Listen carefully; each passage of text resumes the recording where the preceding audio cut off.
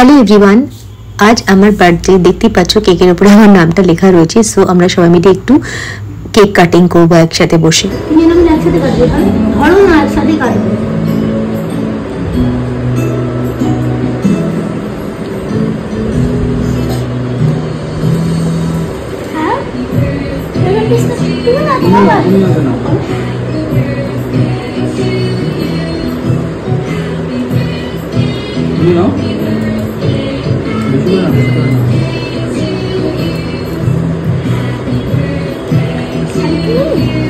এরপর red daddy office বেরোনোর সময় আমাকে আর রু বেবিকে একসাথে ড্রপ করে দিয়েছিল দিভাইয়ের বাড়িতে। তো ওখানে গিয়ে এবার বাকি প্রোগ্রামটা হচ্ছে। এখানে মা আর দিভাই আমাকে আশীর্বাদ করছে, আর তার আগে আমি মাকে টিপটা পরিয়ে দিচ্ছিলাম। তো এখান থেকে এসব করে সোনু আগে থেকে সমস্তরা সবাই দিভাইরা ঠিকঠাক করে রেখেছিল।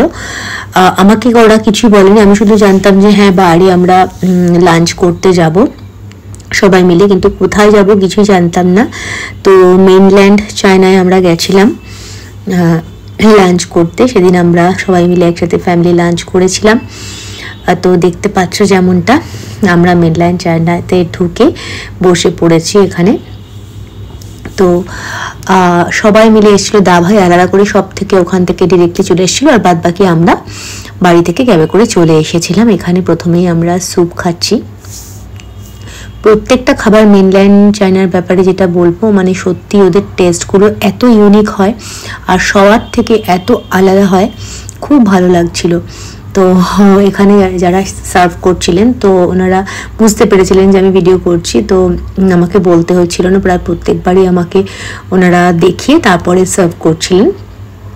তো বিভিন্ন ধরনের ডিশ নেওয়া হয়েছিল। সোনু আর দাভাই ওরা ননভেজ খেয়েছিল, আর বাকি আমরা সবাই ভেজ খেয়েছিলাম, কিন্তু ডিফারেন্ট ডিশ আমরা ট্রাই করেছিলাম, আর ভীষণ টেস্টি ছিল প্রত্যেকটা খাবার। বেশ অনেকটা টাইম আমাদের কেটেছিল লাঞ্চ করতে গিয়ে। খুব সুন্দর আর একটা অন্যরকম বার্থডে আমি কাটিয়েছিলাম এবারটা।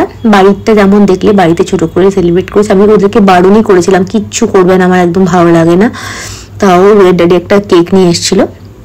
তো যাই হোক, আর এখানে আমরা সবাই দেখো যে যার মতো লাঞ্চ করছি, গল্প আড্ডা করছি। রবি তো সব জায়গায় গিয়ে মোবাইলটা নিয়ে বসে পড়ে।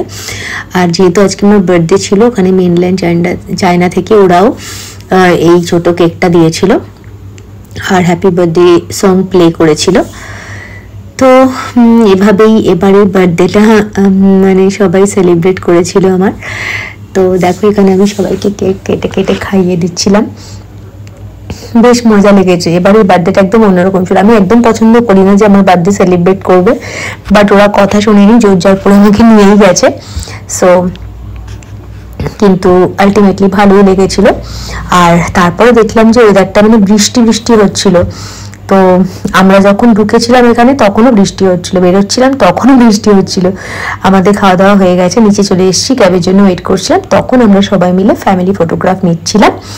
তো এই সমস্ত ছবিগুলো আমরা একসাথে নিয়েছিলাম, বেশ মজা করছিলাম প্রচন্ড। আর এখানে দেখছো না এই টেবিলের মধ্যে সেটটা, এটা পুরো ফিক্সড। আর রুবেবি বলছে এটা কে তুলতে পারবে বলে সবাইকে বোকা বানাচ্ছিল। এখানে রেস্টুরেন্টের লোকজনেরাই আমাদের ফটো ক্লিক করে দিচ্ছিলেন। ভিডিওটা ভালো লাগলে please do like, share, subscribe.